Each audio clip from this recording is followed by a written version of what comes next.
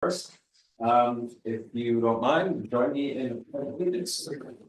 You want to tell everybody where the exits are? I missed the step. The exits for anyone from front of the building, exits over there, and rear of the building. Now please join me in the pledge. Thank you. I pledge allegiance to the flag of the United States of America and to the republic for which it stands, one nation, under God, indivisible, with liberty and justice for all. Okay, we'll start with the work session. The topic is Lewisboro Elementary. So Andrew Arendo had requested that we do this and bring in Mike Lynch, Yes. who I had spoken to about being on a committee and some of the new facilities. So Mike, if you want to join us up here, sure. Yeah, just to start, Mike and I had a conversation a few weeks ago and it became evidently clear that Mike is a wealth of information on the topic of the building of Lewisboro Elementary School, as well as the school district's building of Shady Lane, and his knowledge and history of, where from the time Lewisboro was shut down and the steps that the various committees have taken in determining where they wanted to go with the building was, I think, important for us as a town to know, not just those of us on the board, but also in work sessions here. So that's why I asked if it was all right to invite Mike to come and give us some history so we can all have a better understanding of what we're dealing with, and maybe it'll help us decide where we're going to go. Yeah, no, Mike, you were involved when we did the 20 years ago, I think it was, when they did the design. Yeah, I can give you a little history if you want, and You then gave go me a from stack of there. papers, but Yeah. no. No, That is the A little bit about those who Okay, have been in town. okay, for a so- short time. in the early 1990s, the school district decided to expand the buildings and modernize them, and it was the first time they'd undertaken a project like that in about 30-something years. So I was the co-chair of that committee, and the first thing involved was doing a survey of all the buildings. And you have your own professional background. Well, What's this area? I'm a school facility director by trade, so I was working at that time at White Plains City Schools. And so I was the co-chair along with Jack Boyle, who was the principal of Meadow Pond. And we surveyed the buildings, we came up with a list of recommendations, and we helped the school board at the time. They hired an architectural firm who still works there today, so I guess we did a good job picking that guy. And then fast forward to about 2003 or so, and the town board appointed me as the chairman of a committee to look into the expansion and renovation of the town facilities here. So what we did was we held an architectural contest with 5 different architectural firms. And those were some of the paperwork still exists today, and that's what I went over with you back in February of 2024. So in March of this year, of 2024, the Lewisboro School District put out to have a committee to examine Lewisboro Elementary School and the property on Shady Lane. Just a quick question of the 2003 stuff. So the concept that was being discussed back at that time, including the competition, was to develop a centralized town campus. That's correct. Yes. And whether that entailed taking over the library and moving the library down to the town park or whatever, it was all involved. And actually of the 5 groups, 4 of them are still in business today. So, I mean, I'm sure they keep their paperwork, like most professional groups do.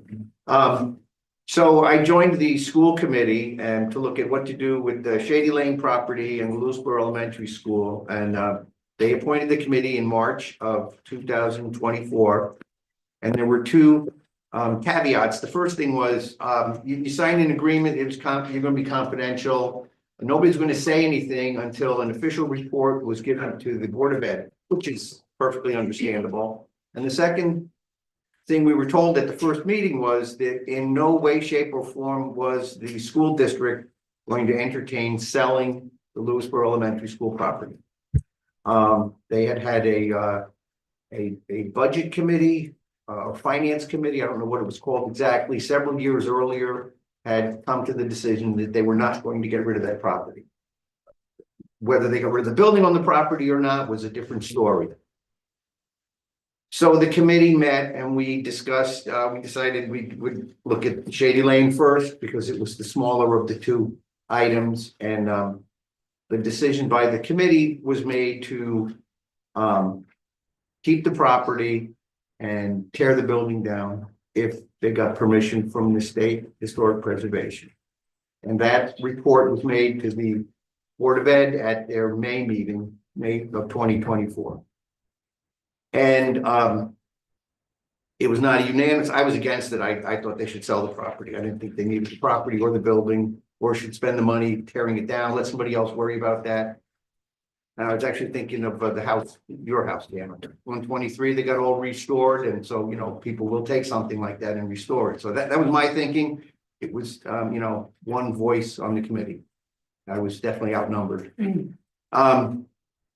So then we also at that time asked the Board of Ed to reconstitute the Lewisboro committee to look at only the Lewisboro Elementary School, because at the committee level, we had come up with multiple ideas on what to do with the property.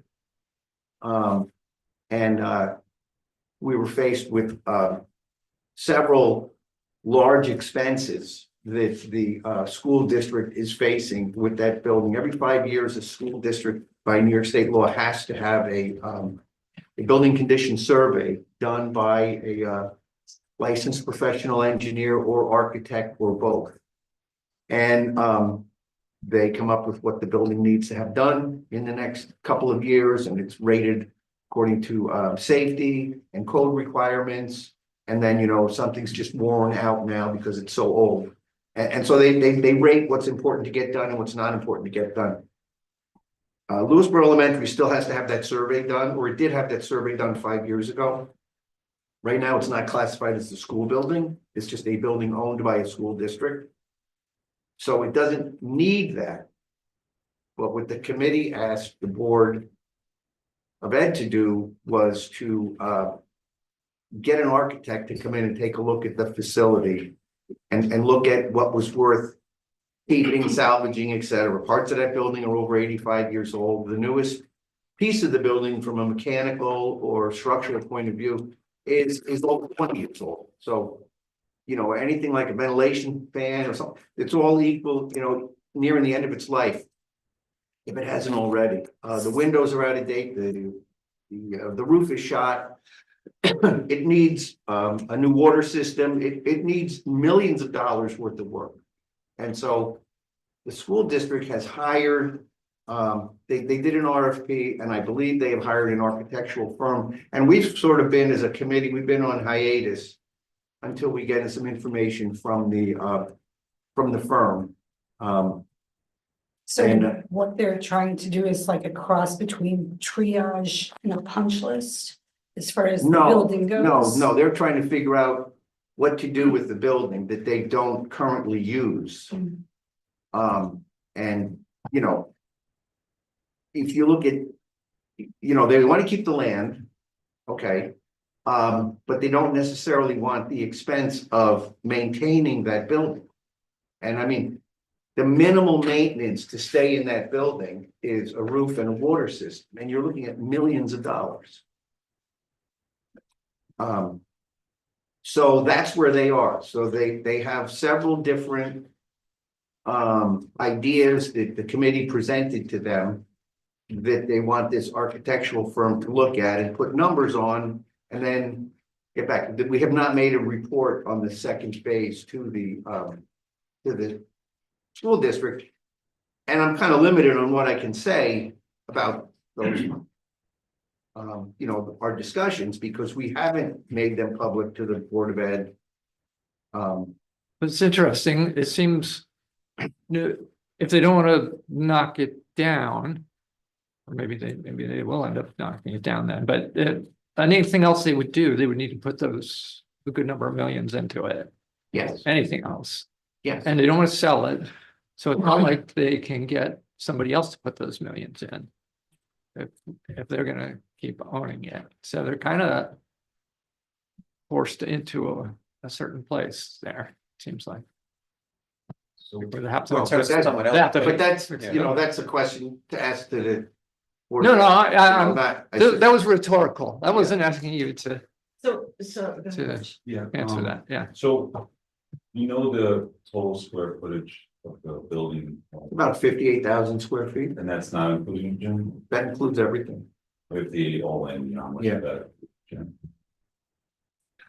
Gym is usually about 6,000 square, 7,000 square So you have feet. about 50,000. So, you know, any idea how many classrooms ballpark? You know, I don't know. We had a diagram, and I don't have it, but if I was gonna guess, I would say you had 3 or 4 sections per grade based on the number of kids that were there, so. Yeah, maybe 20, 25 classrooms, then you have your offices and you have the library and your cafeteria and the kitchen and mechanical rooms and things like that. So is there anything based on what you know or what you can say? I understand they don't want to sell the property, but is there anything that you've heard which would prevent legally or otherwise from collaborating with others, public-private combination, to utilize part of the building, whether it's renovated, knocked down and rebuilt for pre-K, as well as adding additional components to that, is basically conceptually make it a campus with police department, port, community center. Is that something based upon the property, the 7-acre property, the 58,000 square foot building? That could that be done potentially? I'm not saying, I'm not talking about any other way. It wasn't discussed by the committee. You know, that what you just described was not discussed by the committee. You know, they discussed pre-K. They discussed keeping the gym, they discussed making the whole thing a sports complex, a sports facility. You know, they discussed several things, but none of them were any sort of partnership with the town, and none of them involved other groups besides the Katona Lewisboro School District spending money on the property as far as improvements. So if I understand, so it's say 20-25 buildings, let's say they want to put pre-K and they need 4 or 5 classrooms, that would mean that potentially the majority of the structure, the square footage, is essentially vacant for other uses, whether it be knocked down, like I said, or renovated. Or something. Well, you know, what you end up having is, this is from a facility. Again, I'm point of picking your view. brains as a facility Okay. person, right? You hit a point where, you make a very expensive investment in a piece of property you're compromising all along to get town offices. You know, you're compromising on ownership, you're compromising on, okay, I'm gonna fit the building department in a kindergarten. And, you know, I mean, it's compromise. You know, the money is better spent making office space for the town employees. In my opinion. You know, when you take a space that wasn't designed for your use, and you're going to spend millions just doing the roof, the water system, it's going to leave you very little money to, you know, correctly come up with the correct space and functionality for the people that have to inhabit the building.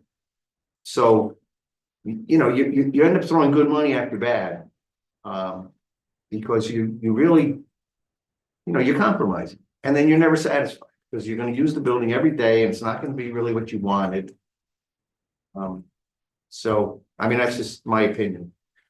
Another question, would there not be something as far as school regulations about keeping schools work or school business or school space separate from any other space? There as are well? definitely regulations with keeping school space and safety of the children, you know, from other entities. I don't know any specific one, but it would seem to me that you'd be hard pressed to put a police station or a courthouse in a school Right. that's actively a school. I don't see how you would be able to do It that. doesn't make sense, does it? No, it doesn't. Or the building department. Mike, during the time that you've served on these committees, was the committee or yourself, were you ever informed, was the committee ever informed as to any communications with the town as to the length of time the town was going to be permitted to stay there, or what the school board's intentions were with regard to the town continuing to occupy that space? Yeah, I asked specifically, I said, does the town know anything about what your future plans are for the property? And the answer I got was, the first answer I got was, we're not renewing the lease, we're going month to month. When, if you recall, when was that? That was in June or July of 2024. And then shortly after the new superintendent started, I said, does the town know that they're going to be asked to vacate the premise? And he said, yes. Said, I spoke to Tony. And I said, is there anything in writing? And I didn't get an answer. And that was, I don't know, we haven't met we met once since the school year started. I mean, no, we've met once we met twice with the new superintendent. So it's the second meeting with the superintendent. So you were informed in June or July of last year. Of the 24th, that the lease going forward was going to be month to month. But they told you that they had already informed. They the town. informed the town that the lease is going to be month to month. They're not going to do the lease, you know, a 1 year or a 2 year lease. So from my point of view, you know, that's the cue. I better start looking for a place. To who? Cue to who? To the town. Oh, okay. You know, I mean, there's no written diagram laid out, but they're telling you it's month to month because we're not certain what we're going to do with this property. But we do know that we're going to hit a point where we're not going to have people in it. Now, my understanding is that the Westchester County Board of Health has a fairly stringent guidelines on the water system for that property. And the water system and what needs to be done with it is, and its size and everything else is based on the occupancy of the building, the potential occupancy of the building. Well, that's a building for 500 and something people. Not, you know, a basketball team playing another basketball team on Monday evening and yoga on Tuesday and you know, 10 office people. It's for 500 and something people. You have to build a system that size. So You know, you're talking hundreds and hundreds of thousands of dollars for a system. a system that meets the needs of the use of the building. Yes, and they have 2 wells there on the site, and they've tried to see if, you know, neither well can be used as it is without putting in this system. So it brings me to a follow-up question, which was, we've heard, and I won't say directly, but we've heard that CROs aren't being renewed. Do you know anything about that? Is that, if you do know, is it related to the water system that we just, I don't know anything about that. okay. They're just rumors, I don't know. Yeah, what I was told about the CFOs is that they were waiting for New York State. Or Department of Education, that's the ones that.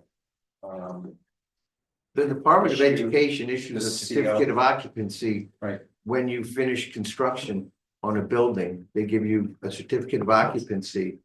And then, no, it comes from the state ed department. And then there are certain requirements that you have to meet, such as you have to have a school in the building, you have to have you know, a safety plan, you have to have you know, a building condition survey done every year, you have to have your fire inspection done every 11 months. There's certain things you have to do that you have to get to the state ed department every year in order to maintain your certificate of occupancy. And if you don't do those things, or you can't do those things, they will deny you your CO. And that was one of the things that would have dictated how long we have, because the CO apparently needs to be renewed. And they were going. Yeah, usually the thing that usually what drives the certificate of occupancy is the state fire inspection, Mhm. which is done every 11 months. You know, there's certain things on there that you have to check off, and you know, potable water supply is one of them. But But does you it, said uses a school. Yeah, but there's still certain things that, even though it's not a school building and you can't go get, you know, school, you know, financial aid on it to do work unless you were gonna make it back into the school. Yeah. You still have to do these things because you physically own the building. I mean, you have to do a fire, if you have a storage trailer, you know, a Connex box on school property, you have to do a fire inspection on it. Right. I mean, it's a metal box, but you have to do a fire inspection on it every year. So as far as you know, the use by the town for town offices isn't a prohibited use, it's just it. It's not being used as a school, but it's still a building owned by a No, school. because you hit a point where you're not gonna be able to occupy the building with the water the way it is. Oh. And so you've got to do something. You know, I mean. The school district is looking at over $500,000 for the water system. And so why would they do that?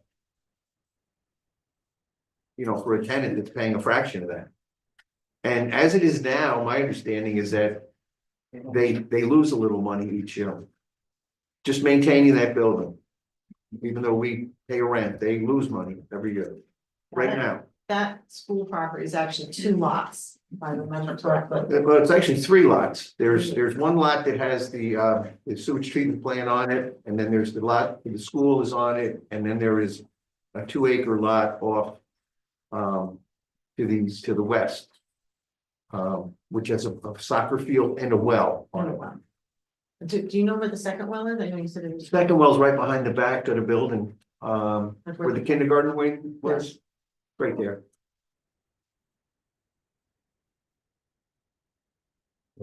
Your understanding basically the reason that the school district does not want to sell the property as one option, because they want to preserve it for future use, educational wise, whether it's Yes. pre-K, what have you. Exactly, yes. So assuming they want to proceed forward on that based upon your facilities background. And what you've gotten to learn about in the 5-year reports and everything. You've given kind of a professional estimate as to what it would take as a minimum. To what kind of costs that the school district will be talking about to move forward in that direction. Is that $10 million projects, a $20 million project?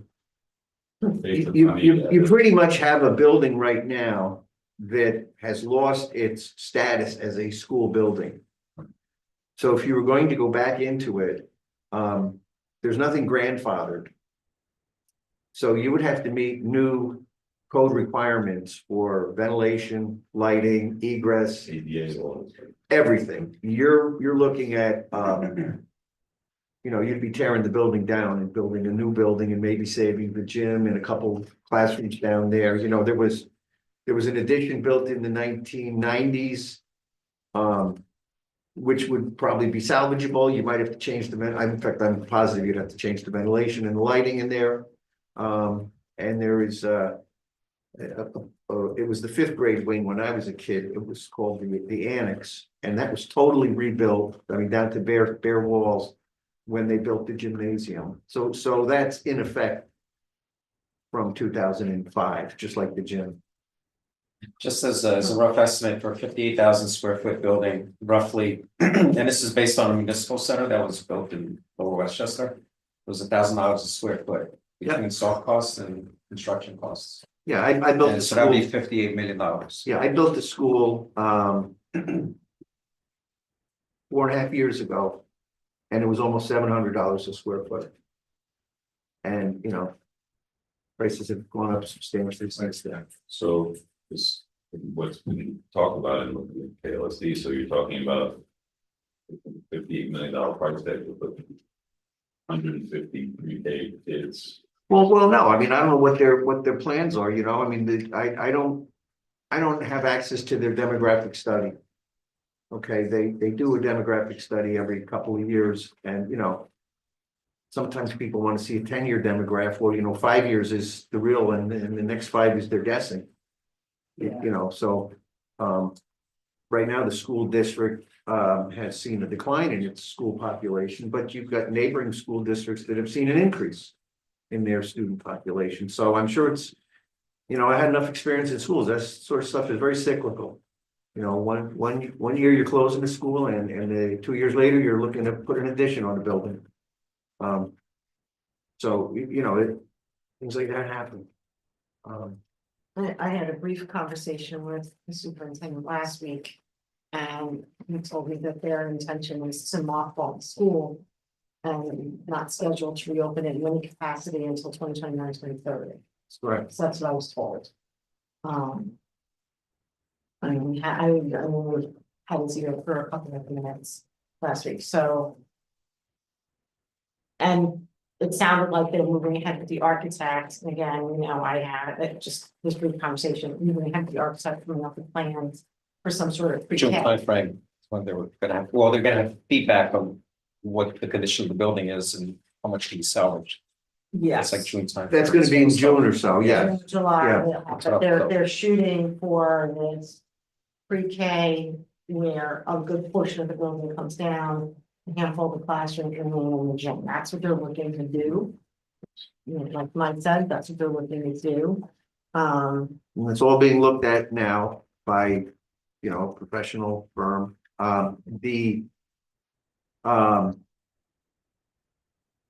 You know, the property itself and the building itself, I mean, like I said before, I can't see spending money. I think that, you know, my advice to the town board is you have to look at where you are and where you gotta go, and you gotta figure, you know, do you want to make some compromises and go somewhere where it's really not a good fit, or do you want to temporarily do something and then, you know, go out for the big plan, and take care of the town employees and yourselves and the police department and the court, you know, once and for all, and you know, and then be in a phase where you're just maintaining, which would be my suggestion, you know, it's. which one's your suggestion? There was a lot of. My suggestion would be to find a temporary solution and make a really detailed, reasoned, well thought out plan forward, both financially and from a practical point of view. You know, I can remember from when I worked here, you know, 40 years ago, 40, whatever, there's nobody left.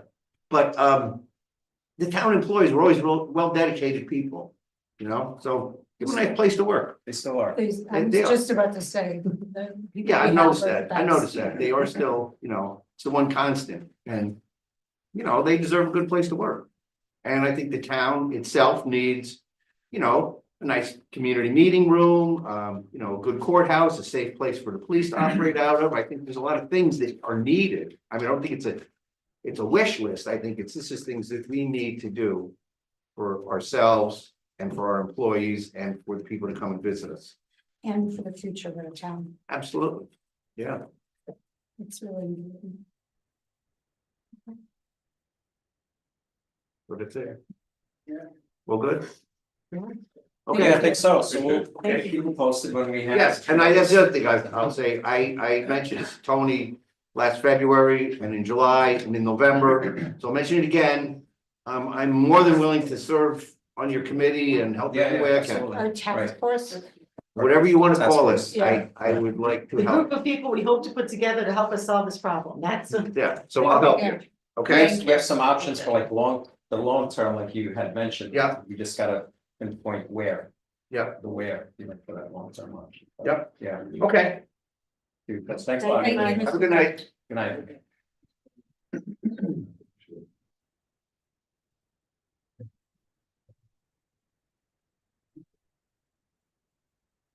Okay, next we'll start our regular town board meeting. And before we start public comment, I just want to share one change to the agenda, the resolution regarding the due process rights. We're gonna pull that off for tonight. So we'll continue on with public comment. Because we're gonna, what are we doing with that? Nothing. I think it is. Are you putting in another meeting or just No. not at all? Okay, so it's coming off Coming altogether. off altogether. Okay. This one, yeah. Okay. So now we have public comment. Anybody would like to come up and speak? Anybody here?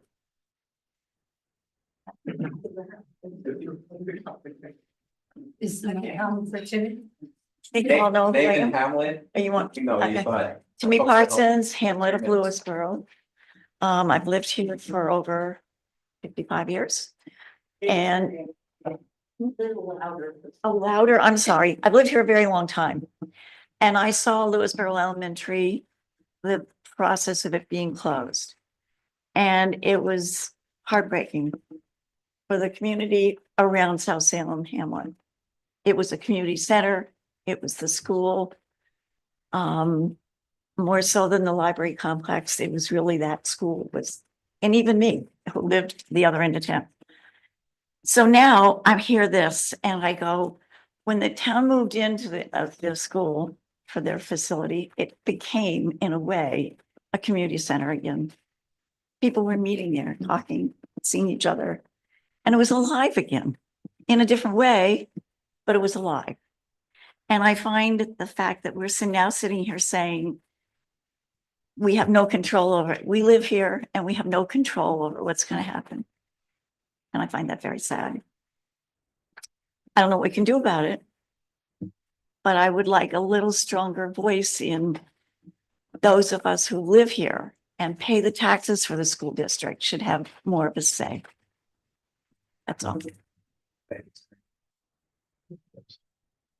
Anyone else?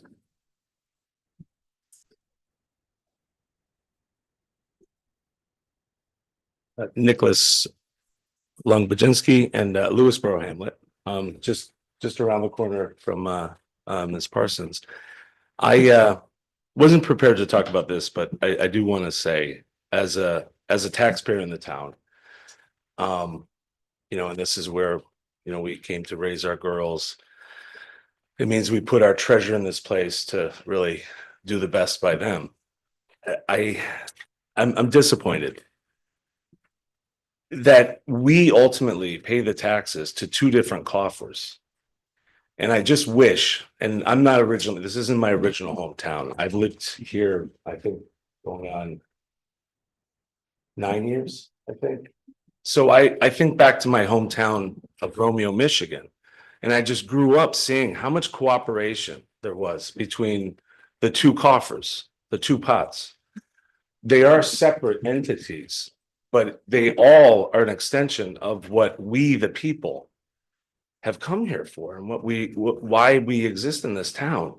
So and I'm not, no one is at fault for anything, but I hope we can all just realize that there's no one person at fault. There's no, small group, but we are all the solution. Ultimately, this comes from we, the taxpayers, that we want to see more communication, more partnerships to maximize the efficiencies. And I know I'm speaking to the coffer that gets the little tiniest part of our taxes. I think that's missed a lot.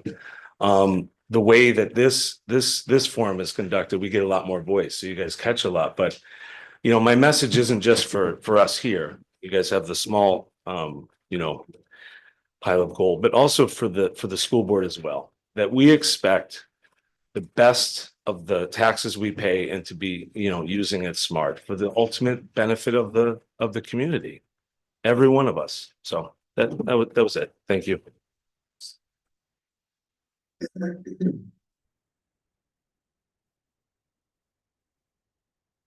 Simone, Vista.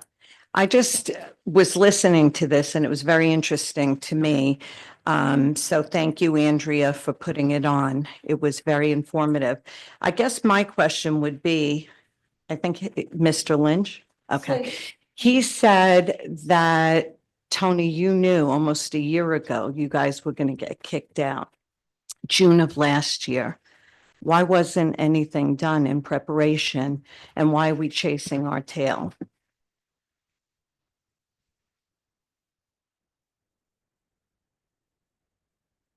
Anybody else?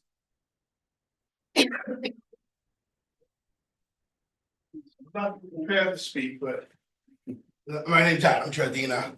I live over in the new development in Bluestone. Listening to Mike Lynch speak, this is what I do. I mean, he's correct. To build that building and to convert it, way too much money. To convert it, you guys would be bankrupt. So I think you guys need to look into another space or something for a long-term project down the road. You know, the HVA system, all that. I mean, I build municipal buildings, I build courthouses, and it's not gonna work. You know?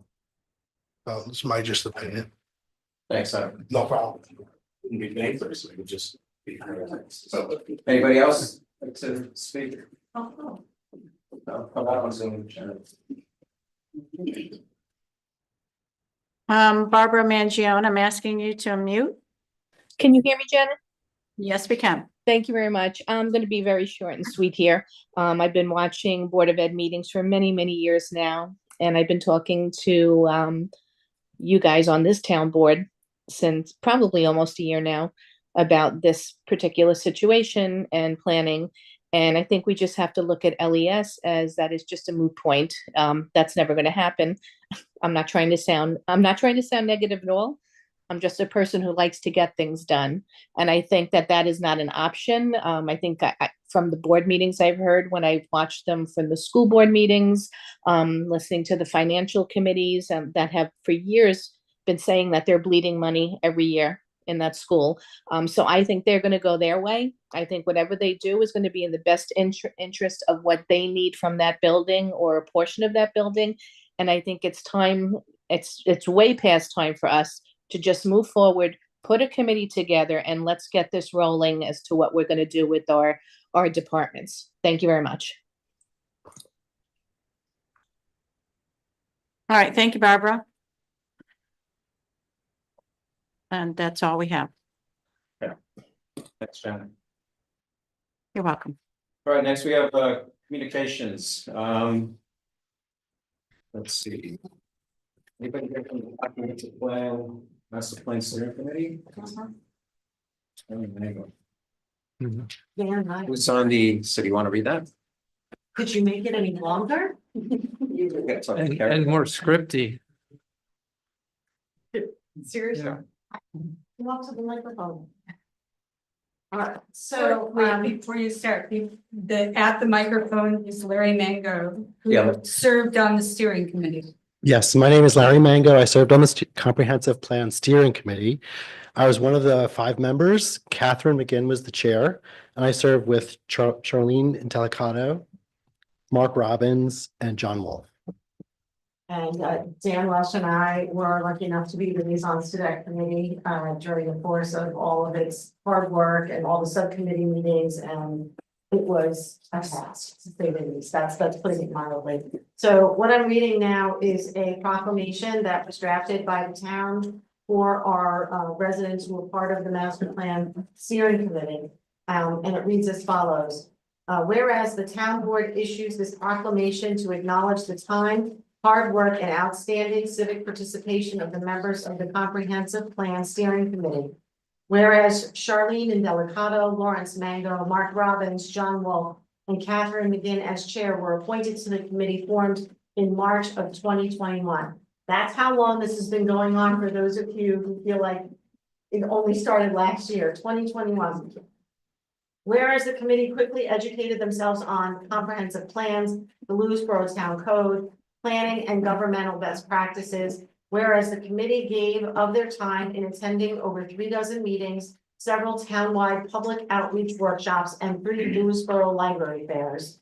Whereas in March 2022, the committee drafted the request for proposal for the consultant and submitted it to the town board.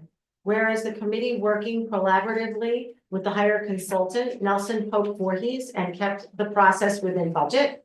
Whereas the committee applied for and was awarded $20,000 in funds from the Hudson River Valley Greenway Community Grant Program. Whereas the committee was committed to engaging and educating as many residents and stakeholders as possible during Lewisboro's comprehensive planning process. They did this through making accessibility a priority, always having surveys and flyers available in multiple languages, having multiple language translators, free on-site childcare, and ADA accessible locations for in-person meetings, plus adding the Google Translate button to all the web pages on the Lewisboro website. Whereas the committee continually posted recordings of its meetings on the Lewisboro website, as well as draft documents and multiple surveys. And there were a lot of documents. Whereas the committee ensured the 8 outreach committees, numerous local volunteer organizations, various boards and councils in the town were informed and engaged via emails plus informative quarterly reports to the town board. Additionally, recognition should be made to the members of the zoning subcommittee group, Janet Anderson, planning board chair, Rose Bonanno, APARC chair, Robin Price, also as ZBA chair, Andrea Rendo, town board member, and Daniel Welsh, town board member. Whereas in February 2024, the committee and zoning subcommittee group presented the draft comprehensive plan plus its 2 appendices to the town board for adoption later that year. Additionally, recognition should be made to Judd Siebert, who's also here this evening, Planning Board Counsel, and Jan Johansson, Town Planner, for drafting new or revised town laws to update the town code. At the town board meeting on the 28th day of April, 2025. Signed the town board. Now I need a glass of water. So we have these, I don't know if you want to take them all. I could. Okay. I would like to thank the town board and town supervisor and the community. It was a real community effort. The mission of the Comprehensive Plan Steering Committee was to engage the Lewisboro community in order to inform the future of our town and capture this vision in an updated comprehensive plan. And hopefully we succeeded. Oh, we'll find out tonight. We'll get that. Those amendments. One thing that's on. So, yeah, so Larry, this is yours. So, thank you very much. Okay, and then we'll have. Elena Delicato, Katie McGinn. This is Mark Robbins. Do you want to? And this one is George John Wolf. Oh, that's right, John Wolf. Hold on. All right, if you need for me to deliver it, because I get down there. Let me know. I'll take these then. Okay. On behalf of the committee, thank you. Thank you. Thank you, Larry. Thank you.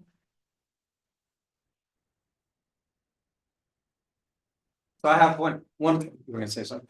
You had another communication regarding our police department? Yes. I didn't have the hard copy, but I found it. You have the hard copy? I do. Okay, good. You want to read it? Of 'Cause I just pulled it up course. on my computer. Of Okay, good. course. Read that then. The town board received an email, containing a letter from our residents, Jacqueline and Rick Preziosi, from South Salem, regarding the Lewisboro Police Department and, their dark house program. It reads, "Dear members of the town board, we hope this letter finds everyone well and able to enjoy some of this wonderful weather. We are writing to express our sincere gratitude for the outstanding service provided by the Lewisboro Police Department during our recent time away from home. While we were out of town, members of the department made regular checks on our residents, ensuring everything remained secure. Their presence gave us tremendous peace of mind, allowing us to focus on our travels without worry. It is reassuring to know that our community is protected by such dedicated and professional individuals, and of course, Officer Zane.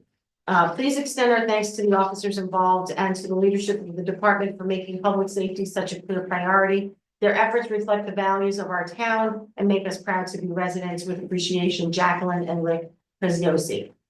So thank you to our Lewisboro Police Department, and they have in fact also checked on my home while I was away, and it is a service they provide. If you contact them by email or phone. Yes, and I also have one more thing regarding the police department. So there was a patient at Four Winds who escaped, 14-year-old. And our police department, with help of Zane, were able to locate her in someone's backyard, hidden under a deck. But what really stands out is the fact that they handled the situation professionally with this young person. And were able to develop the rapport that was needed to get that person to want to go back to Four Winds. And so congratulations. For the again care. to For the care that they need. For the care that, yeah, exactly, for the care that they need, correct. So this is a 14-year-old adolescent, so thanks again to Lewisboro PD. They received, we received a letter that talked about how they were excellent at de-escalating it, bringing it down a notch. Right. And being respectful and compassionate for this person who left the facility, and they brought this person back. Mhm. So the people who have the deck where the person came wrote a letter to us. Thank you.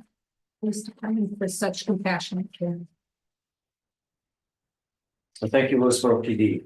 Okay, next we have consent agenda, which includes the April 14th minutes. So I'd like to go ahead and motion approval of consent agenda. Have a second? Second. Discussion? All in favor? Aye. Aye. I abstain. Well, You weren't here.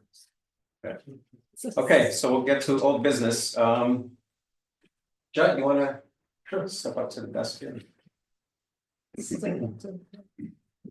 So here we have, we, at the last meeting, we talked about the adoption of the zoning amendments, which include chapter 7, which is the Architecture and Community Appearance Review Council chapter 191, which relates to sidewalks, chapter 195, which relates to subdivision regulations, in chapter 217, which relates to wetlands and watercourses, and chapter 220, which is the zoning chapter.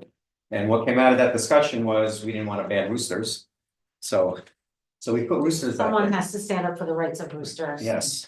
You're not alone on that one. I know, my neighbors have roosters. There's a farm around the corner from my house, and as I was walking my dog earlier today, I heard the roosters. And I thought back to our lovely, vibrant conversation. So so that chapter of the zoning amendments, that chapter was edited to roosters. Right, And I think we're at the point now where we can. yes, so, what we did was, there basically was two places, there was a rooster prohibition, we both removed. So, one is for the ranching special use, and the other is just the accessory use of domestic farm animals. Mhm. And there was a limit on poultry, and it used to say no roosters, but that's out. Right. So, okay. In terms of process, there were 5 local laws, as the supervisor indicated.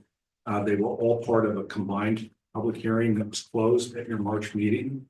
The board has received the secret documentation that's been prepared by Nelson Pope Voorhees, including the expanded part 3. It basically goes through and articulates the reasons why the adoption of these code provisions will not have a significant effect on the environment. Certainly, as actual projects unfold, they'll be subject to their own secret review. This has been a very long process, and thank you for the acknowledgement. And I'm sorry, Christian Gates in my office couldn't be here tonight. He put a lot of time into it as well. So you have the 5 local laws. The resolution provides for their enactment. It also provides for the secret negative declaration. The local laws are unnumbered. It's just wherever they fall in the sequence of this year. And that's it in terms of the resolution. Just a quick, We just wanted a reminder to the public as to the local laws that were carved out, that we didn't finally, because I don't want anyone, calling tomorrow and saying, wait, I thought we still have a discussion on those. right, so, Which we will. Yes. yeah, so for example, there's a short-term rental code provision you're looking at. You have a helipad provision that you're beginning to advance. We had mentioned today, or Christian had indicated in an email to the supervisor that let's just get the foundation and get 220 adopted, get it filed, get it on ECOs, and then as we layer on these other pieces, several of which will be in the zoning chapter itself, that we won't fall into a problem that's happened before, where ECO starts getting later amendments, and it's a mishmash of. They resort back to old. Right, yes. So we're laying the legislative foundation. Yeah, for your later for the ones that are coming, but we took out steep slopes. Yes. steep We slopes, took out excavation, and fill, excavation and fill, right, um, battery energy storage systems. yes, that was the other one, that, Right, right. and Short-term short-term rentals. And there is space in the code for Absolutely. us to add these in You- an elegant way Yeah, that you're won't the- cause any grief. No, I mean, you're the, as. No piece of legislation is forever static and you're in the legislative body and you can amend it and. Adapt it for whatever reasons you need to do so. You wouldn't have the code provisions going for the comp plan that you adopted earlier, a lot of work in that, so. I think you're ready to go. Okay. So we need two resolutions, one for the back. No, it's a single, Or is it all in that it's a same? single resolution, yes, so there's a series of whereas clauses. That recite that the 5 local laws were proposed. That acknowledges that the town board is responsible under New York state law for the adoption of these types of statutes. With regard to the environmental review, confirms that this board is lead agency for SEPA purposes, that's the State Environmental Quality Review Act. Confirms that the local laws were referred out as they should have been to county planning, to the Lewisboro Planning Board, and that both provided comments. That you had a public hearing that opened on December 6th, 2024, was carried over successive dates and closed in March. That you've considered the comments that you received during the public hearing process. You've examined the secret materials, as I said, prepared by Nelson Pope and Voorhees. And that you have, based on all of this this is the first operative provision, is that you are issuing a negative declaration under secret saying that there's no further environmental review required. And then you are. Can I break in for a second? Are we all looking for this? I am, We don't Yeah. have. we just copies. have it, So- I have pickleball courts, and that's. Yeah. So this is it, sorry. I've been flipping through the thing and I would slip to.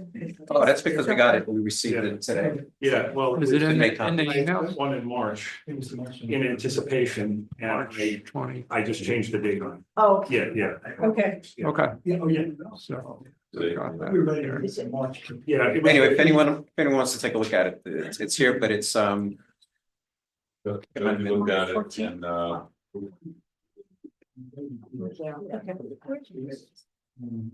So I'd like to put everything in my agenda packet, so I. Okay. Part of that.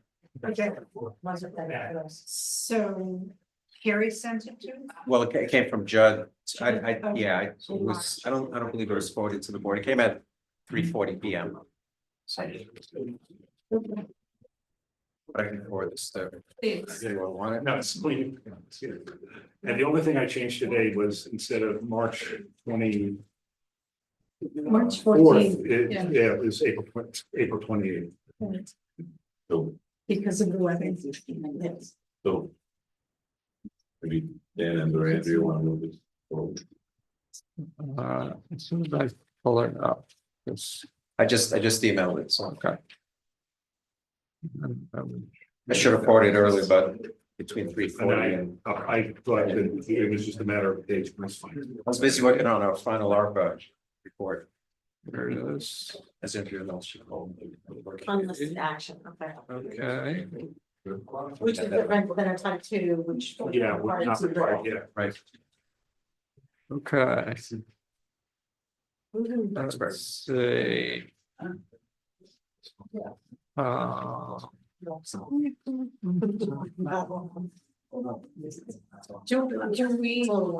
July. move, I mean, do we read the whole thing out? No, it's already done. Sorry. Yeah, but Dan just wanted to read it, Okay. Yeah, so I was just reading.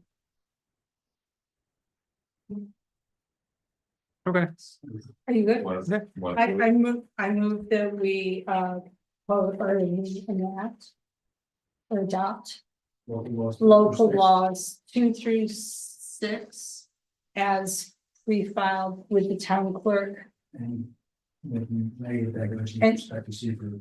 making a negative declaration as far as seeker regarding all of these things. One of the liaisons, one. And adopt the resolution as drafted by council. Yes. Second. Discussion. All in favor? Aye. Aye. Roll call. Roll call. Oh, yeah. Roll call. Rich? Aye. Andrew? Aye. Dan? Dan Welsh, aye. Mary Shaw, aye. Tony? Aye. Okay, Wow, congratulations. Wow. It's a milestone. that's major. Yeah. Great, Thank you. okay, yeah. Thank you all Thank for you. getting it done. You can say if you want. Yes, because Yeah, there you go. Okay.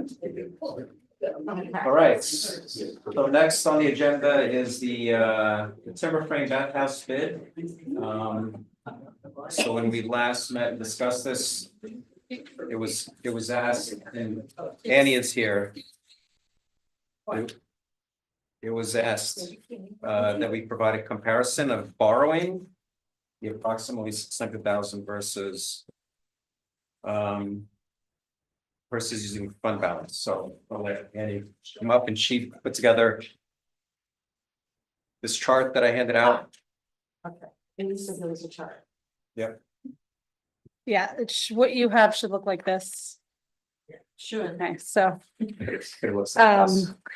oh, oh no. Do you need other ones? Sorry, I can read it. Okay, okay. Hey, you're welcome. Okay, so Rich, you had asked in the last meeting for the comparison of the scenario of borrowing versus using fund balance. So the next day we called CMA to ask them for an estimated rate on what it would be to borrow in a ban, which is a short-term borrowing, which would be due in a year.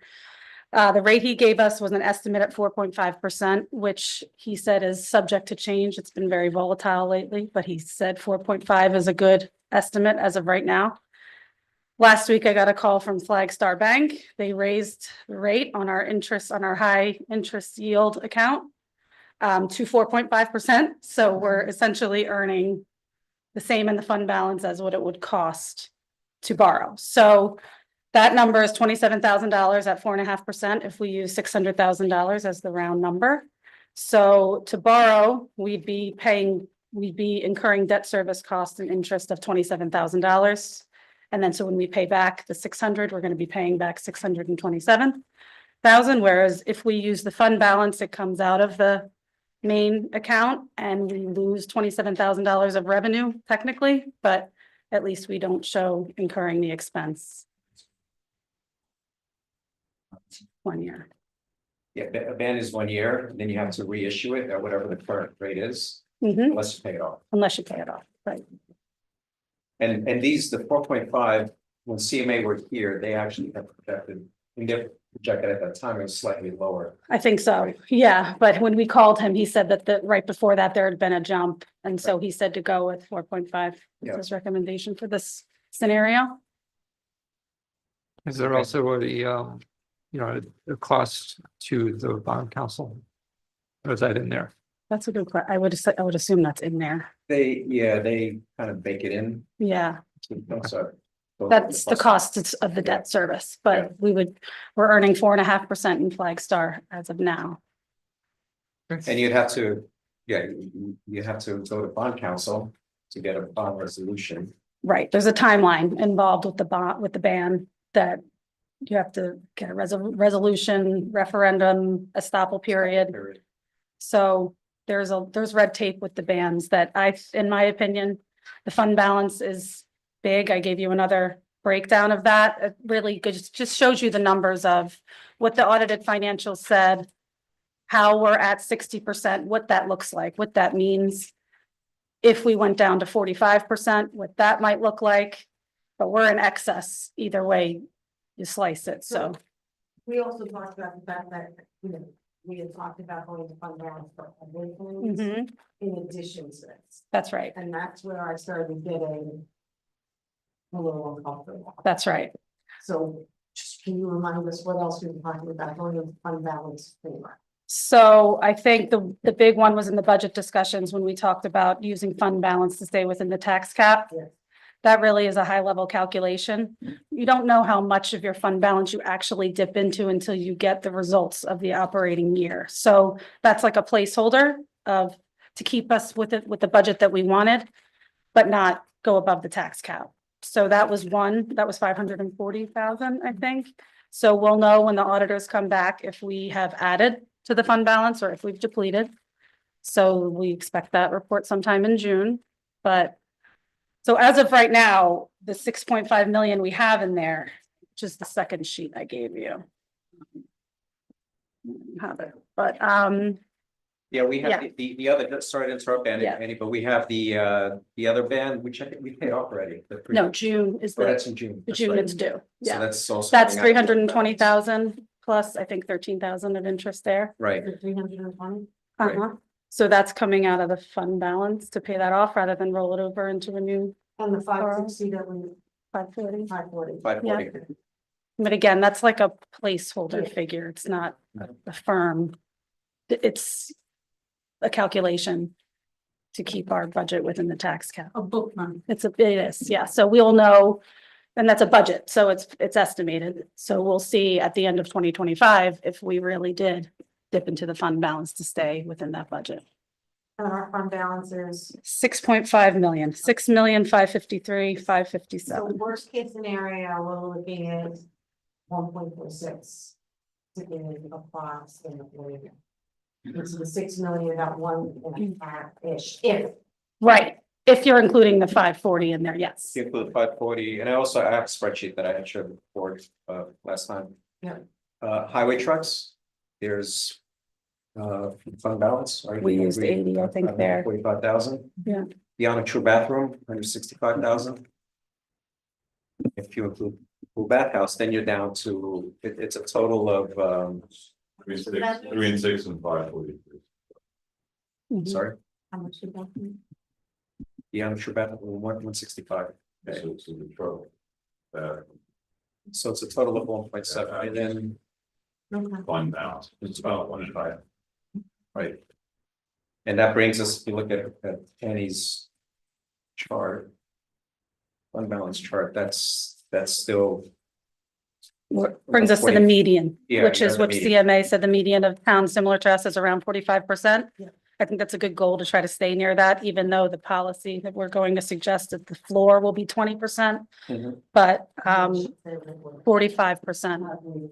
That's right. Continuing our relatively conservative approach. in Right. Making sure all our ducks are in financial. That's right, right. And fund balance policy clearly says any amount in excess over that 20% really should be for capital projects. The pool bathhouse is a project already has a bond out on it, so, and it's already in motion. I think it's a logical use of the fund balance in this case. And also brings me to my next point. We had a visit from the auditors last week. They mentioned that they haven't had a project list from the town in a long time. So I think now's the time that we need to put that list together, reach out to all the departments, get all of their big, like 5-10 year plan wish list, and really start to put things in motion and Right. use the fund balance the way it's meant to be used, which is capital projects. And yeah, relocating. So it's a capital plan is what which the town has. They call it a project list, Yeah. and they all have a timeline, and you kind of say, where you're gonna get, Right, like, where you're gonna earmark this money for, and then we'll have a better idea of if we want to earmark some, then we'll go to borrow, and we'll have a better idea of how much we need to borrow. Right. To keep the cost of debt service down. I think that makes sense. Right. Okay. and the other, sorry, No, I just said thank you. oh, Welcome. and the other thing to keep in mind is we have these subdivision fees, which you can. Right. Oh, that was the other thing I was gonna mention. Yes. So this was That's- something that was kind of new, but like in early January, we received a check for 27,500, which was the first of installments up to 110,000. That one property in particular that's subdividing owes the town in these subdivision fees. And those fees are supposed to be for the express, like, enhancement of park and playground facilities to accommodate additional residents. So that one is 110 over, I don't know what that timeline is, but we have 83,000 left Right, to receive on that, and then we received another 100,000. 100,000 from a separate project. So those are going into revenue, which is gonna go into the fund balance, so that'll bring down what we actually dip into the fund balance Right. for, if you assign that to it, which makes sense, because it's a park and rec project. Which is actually what we would dip into the fund balance for is 569,900. That's on that second sheet. Right. The second, The sheet. That's. It's on the back. of it's the one they're looking at right there. That one. Yeah. Okay. See where the highlight? Yeah. 69. So even though we're talking about 600,000, It's a round number. Mhm.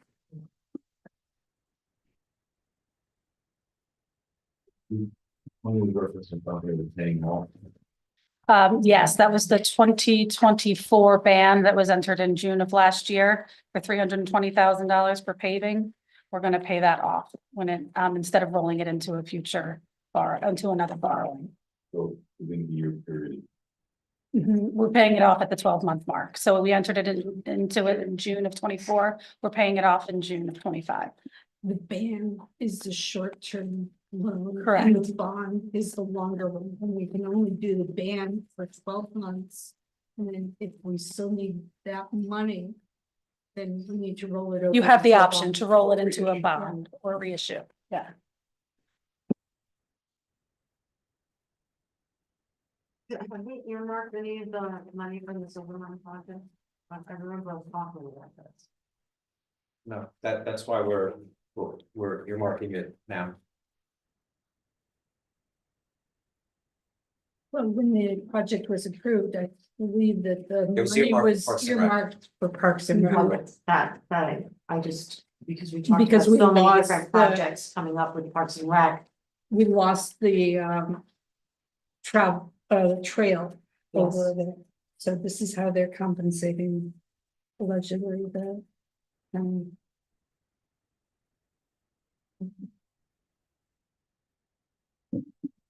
Okay, any other questions?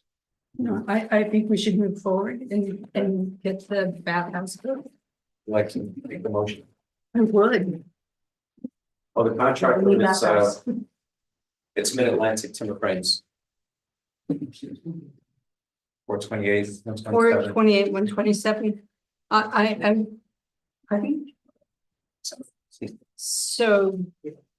Would you like to make any comments on this, or should we just cut straight to the chase? Okay, I would like to move that the board approve. Moving forward with the contracting of the timber frame bathhouse at the town park. With using Mid-Atlantic timber frames for the amount of $428,127. And this South County Post and Beam for a total, no, just that one. Just that one. Okay. Okay, It's low. sorry. That was the other guy. I didn't know that there was. So we award the bid and then the contract is drafted, right? Right. Then we'll send a notice of award. The contract will be send us insurance and bonds. And a partially executed, it's like a cover contract, because the bid specification of the lead sheets, bonds, and insurance really form the integrated contract. Right. And it's just trying to get more relationship on the contract, which is part of this. Right. So the motion's okay. Yeah, the motion's fine. Second. Discussion, all in favor? Aye. Do we have to roll call? Since it's Yes. Roll call. Dan? Dan Welsh, aye. There. Mary Shaw, aye. Aye. Aye. In terms of the use of fund balance, we need to, Well, you determine that you're going to do it, it's going to, you can vote now, or you can vote on whatever budget amendment, or budget modification, and then move it over. But you, as long as it's acknowledged that that's the funding source for that contract. Yeah. So that was funded. okay, Do we do it now? I mean, Go ahead. as a line item transfer or, Okay, so I move that we allocate with $428,127 to the temporary project by doing a line item transfer from the surplus to Actually, I think we No. need to 516. oh, 516, Yeah. sorry, as amended. So not- 569,000. just 5 not to exceed 570 or Yeah, Okay, not to exceed 570,000. By here, yeah. I second. discussion. Question, you mentioned, fund transfer, line transfer? From surplus. From the fund Surplus. balance, right? You're- Yeah, Yeah, To the For the capital budget. project, to the capital project line for this particular. is there a Right. capital line? What he said. well, there should. There will be. Do Okay. eight Yeah, All right, so we'll create it, yeah, okay, as amended. okay, all in favor? Aye, Aye. great, Okay. thank you, you're welcome. don't go away on that. So next we have speak on fund balance. She wants to sit down for a Oh, second. that's right, Give her sorry, a- she was out, That's all right. yeah. That's all right, okay. Real Moving quick, right along. yeah, so we have a fund balance policy, which is in the existing one is in the agenda packet. That's the one that says we will be maintaining a fund balance of 1%, basically. So wherever it says 10% in that document, we're gonna change it to 20.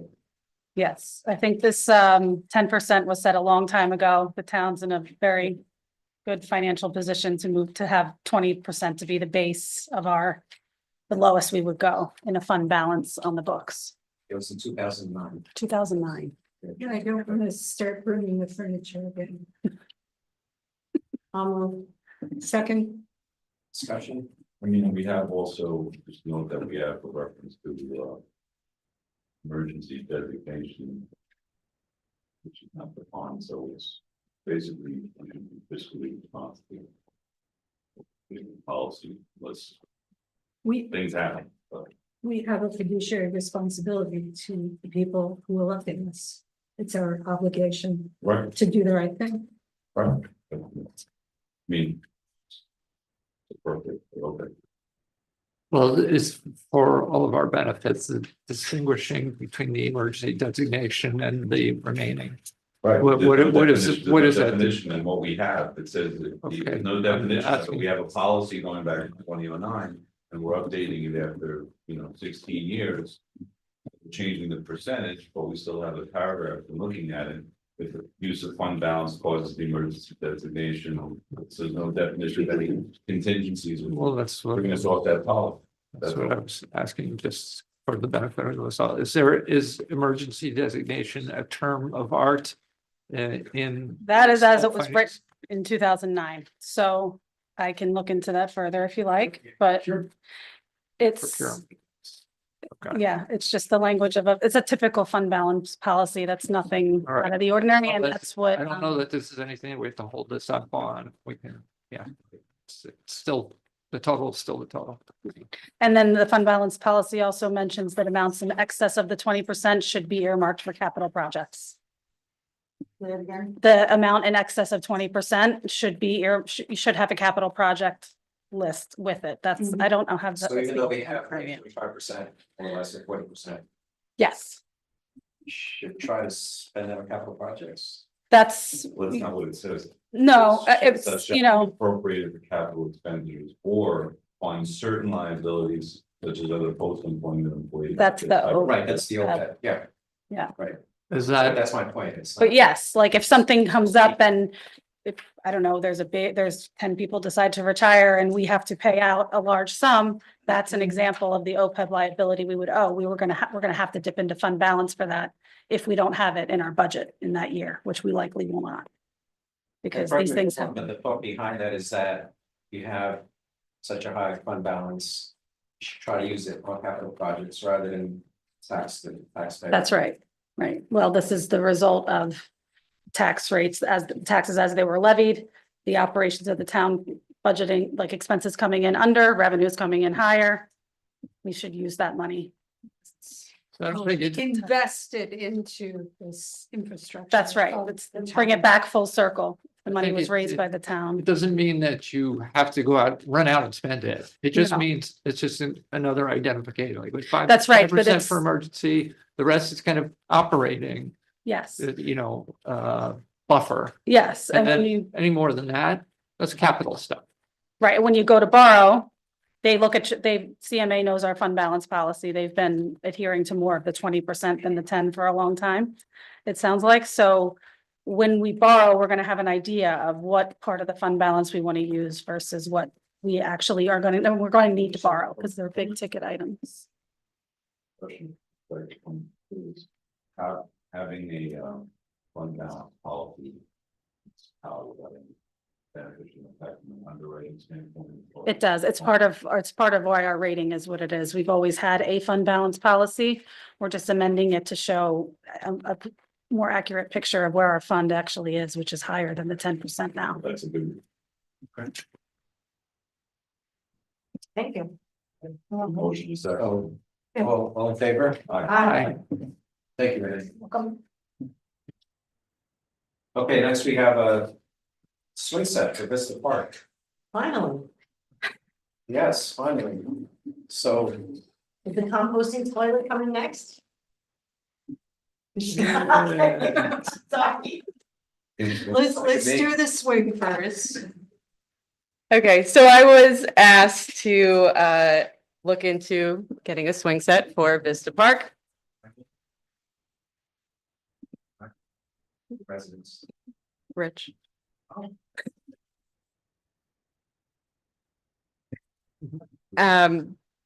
So Game Time currently has equipment out at Vista. I contacted them to come out, look at the area. And a quote. There is some initial prep work that does need to be done. We have to grade down about 9 inches, kind of level out so that where the mulch currently, the wood fiber meets the grass, it's smooth. We don't have a bump. So I spoke with Highway Superintendent John Winter, and he said that he would assist in prepping that for me. So, he'll do that. If we obtain this piece, they will install, and then we have wood fiber still at Town Park that we would bring over to Vista. It's significantly low. I do not have enough in my budget, my current budget. I did sell the Impala for $1,950. I was looking to use that, and I was I am willing to take 3,000 from my budget. So I'd cover almost half of the cost, and ask if you could spare almost another 5,400 from the fund balance. We don't have these with us, right? Just about. Okay, so. I have a question. Oh, couple questions. Is this, it says Omnia contract, is that? It's irrelevant because of the cost of the. Okay, so because we're under 20,000. Yes. Yeah, okay. So. Second. Discussion? Yeah, I can still have comprehensive plan. Okay. Roll call. Dan Welsh, aye. Mary Shaw, aye. Aye. Thank you, Miranda, aye. Okay. Great. And going Excellent.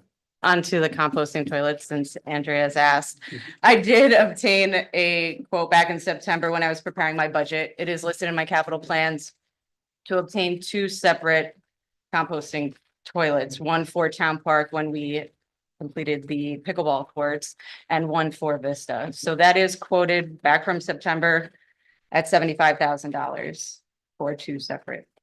I did try to ask if that price still was the same. I did not receive a response yet, so 5,000 for two. So 75,000 for one for pickleball? two single stall, correct. And we just, a special clarity, can you do that as part of that grant application you're working on? Because I mean, I think you need. facilities for. Yeah. Yeah. If we could add that in. What's the latest, right, when you do it? There are certain things that. No, I mean, how long is that something that's you? There's no moving parts, Right. so it's. No pumps, water supply. Pumping it out.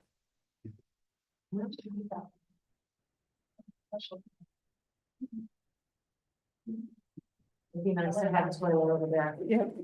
There's so many little kids that play. More than just the porta Yeah. potty.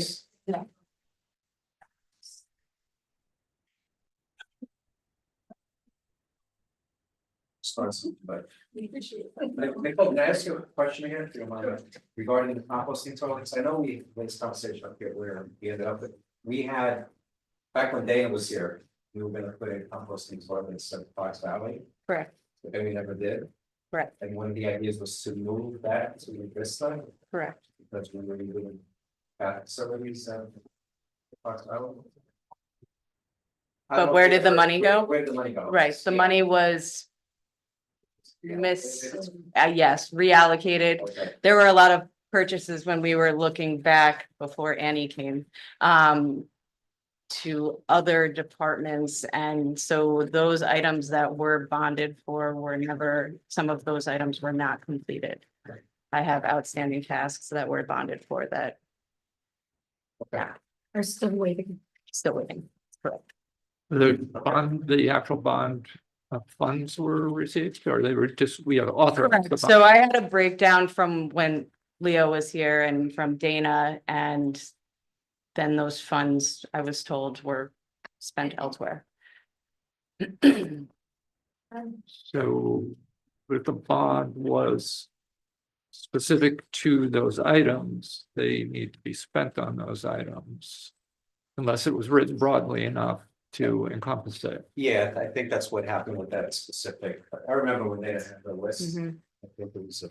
Probably stated on the resolution. I mean, if it's like facilities for Parks and Rec. parks or something, Yeah. then you could be okay, but that's worth checking. Yeah. And That would be one thing. Just to make sure that everything is. Thanks. Next, we have the town park pickleball courts, the. Declaration type 2 action for the secret, state department quality review act. That's in the. Should be agenda. Actually, negative declaration. It's over. Correct, and this gets submitted together with the grant application. So moved. Yeah, Second. discussion, all in favor? Aye. Next, we have a resolution appointing Robert Fishman, project manager for the Archer Farm Park Farm Solar Panel Project. This is the project that we had been awarded a REST grant, 100, is this 100,000 or 125,000? One of those, it was 100,000. And so we had included project management fees as part of that grant application. So that included Bob Fishman's proposal, which is in here, $6,000. So that's covered by the grant. Correct.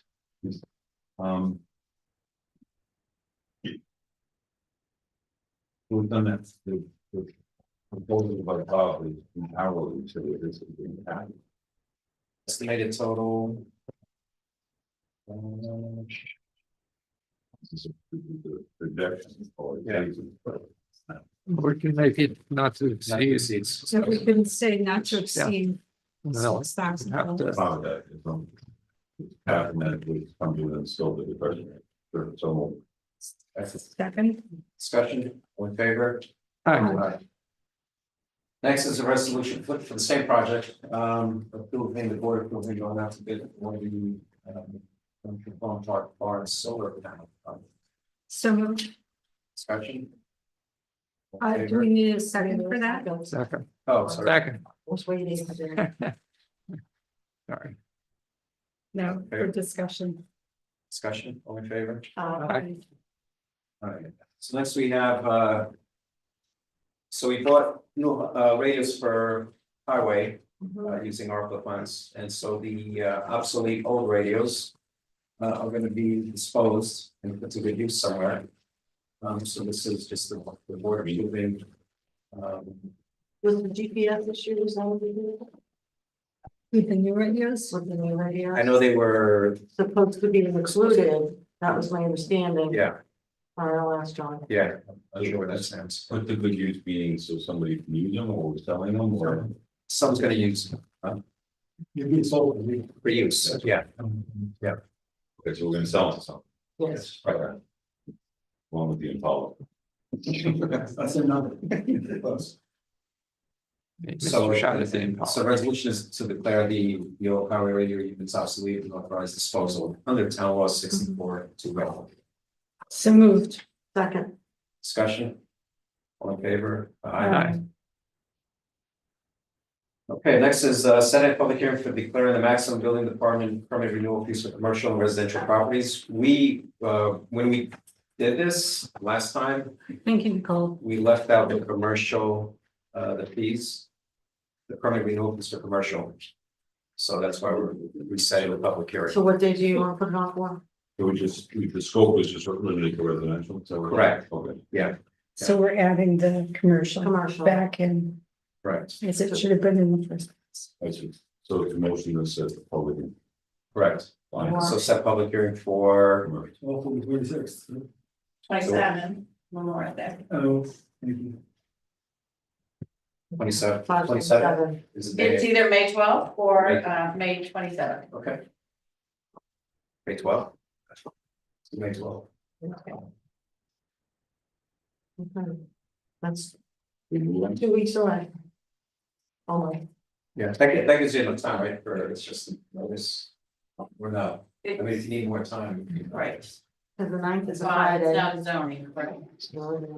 Right, it's not done. 90 Right. days. So it's 5 days, yeah, okay. So I need something to send in, yeah, I mean, I can get it in.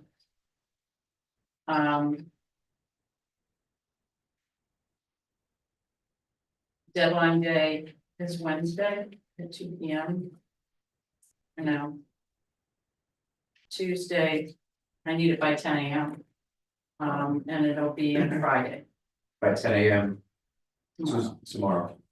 Okay, Okay. Enough time? Close everything. okay, Okay. good. So it's done. It's just a Yeah, one line change of what you already had. Right. Yeah. yeah, All right. okay, We need to move on to 12th, please, then. Right, we need a motion. yeah, We'll set the public hearing is articulated in the floor. On the commercial portion. Well, it's all of it. And yeah. Commercial families. Oh. Yes. Second, second. discussion, all in favor? Aye. Okay, next we have approving renewal of license for energy waste services, collecting and disposal of refuse and recyclables. So moved. Second. Discussion, Janet, just to confirm this, it shows in the packet that their insurance is up to date. Yes. Yes. I saw this. Thank you. I just wanted our friends at home to know as well. okay, so that's. So we that's it. have to vote on that. We have to vote on it. We just. Oh, sorry, yeah. So you moved, I'll move. Yes. You gave the second. second discussion, all in favor? Aye. Okay. All right, next we have public comment number 2 for new business zoning. Anyone here would like to speak? It's so we're here in person, we want to see your face. And people at home would love to hear you. Yes, or see me, they Yeah. hear me. I just want to say thank you to Rich for bringing up the swings in Vista. We're like a third world country over on the other end of town. One day we'll get a toilet. I don't really know what a composting toilet is. Sounds pretty gross. Hopefully it's nice. And hopefully we get one. Thank you all. Anyone else? Zoom? No. No, okay. All right, next we have approval of claims, so I will go ahead and motion. to Approve claims, Second. discussion. All in favor? Aye. Okay, polling of the board. Start with Rich.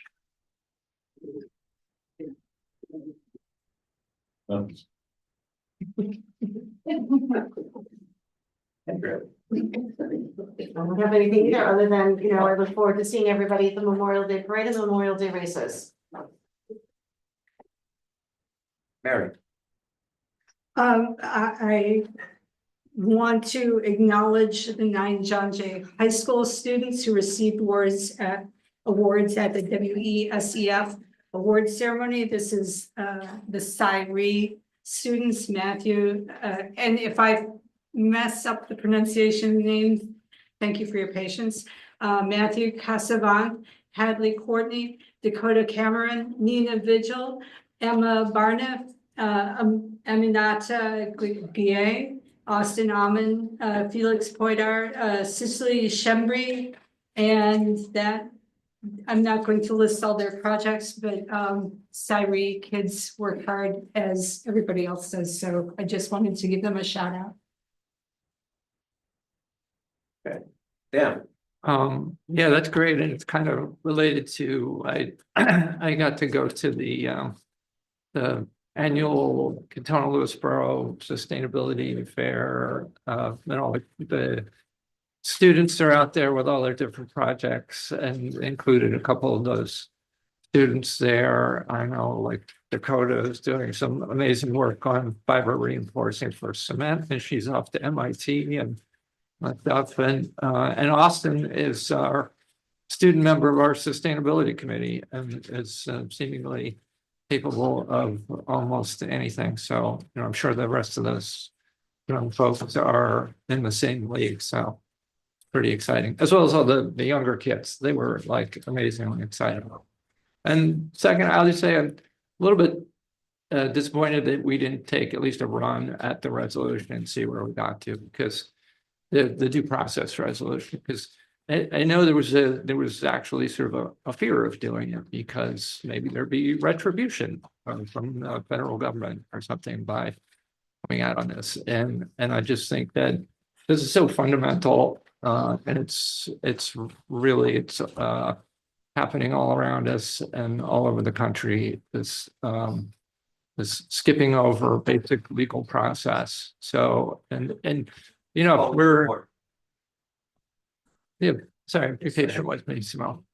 And you know, if we're afraid of such a basic thing, then like we want to just stop reading the pledge, right? The end of the pledge is justice for all. Are we afraid of this? Is it's like, you know, something we have to worry that we're gonna get in trouble for? So just my personal opinion, and just leaving that with you. I just want to add, getting back to the sustainability thing and the quota being awarded, there was also Tom Kelly, who is on the sustainability committee, also received an award. Oh, that's right. And this is the note I received here, oh, it was the distribution. He represented, he works at Purchase College, I believe it was. Yes, he's Yeah, like yeah. the facility sustainability. So he manager. represented Purchase Yeah. College as it won the Westchester County Department of Environmental Facilities ECHO Award for a variety of waste reduction and diversion programs. And he also congratulated Dakota for ECHO Award win. So thank you very much, both Dakota and Tom Kelly. Is that goes down to something, is that an acronym? Echo. Yeah. Yeah. Economics. Well, yeah, it's initials. Yeah, okay. And that's all I have. Well, I have something for you, Tony. First of all, I think that we need to stick to the jobs that we were elected to do and not try to do the jobs of other people that we elect to higher office. But be that as it may, the Office of the Attorney General has issued guidance concerning local authorities' participation in immigration enforcement and model provision. guidance has already been issued Oh, no. from the Attorney General's office. Yeah. It's right here. I'll give a copy to Janet and she can post it. So there's no reason for us at this level to do anything else other than listen to what our Attorney General said. Okay, thanks for that. Okay, next we have announcements, our town board meeting, the next town board meeting is Monday, May 12th, 7:30 PM here at the Townhouse, 11 Main Street, South Salem. So now we're going to motion going. Did you say something about the taxes? Oh, yeah, one more thing, that's right. So our tax receiver, so you have 2 more days to pay your taxes. You have until Wednesday or April 30th. So school taxes or no, actually town taxes, what we're doing. Yes, so make sure you get your payments in. You have more than 2 days of payment, just without the penalty. Yeah, you can wait till after the 30th, but then pay the deadline. Correct. It might be Yes. less painful to pay them time. Well, it's a 2%. I don't know if it's It's I think it's one point point and a half. 5 per month. Yeah. Okay, so motion to go into executive session to discuss real estate. And I have an advice of counsel. Discussion, all in favor? Aye. Aye. Okay, everyone.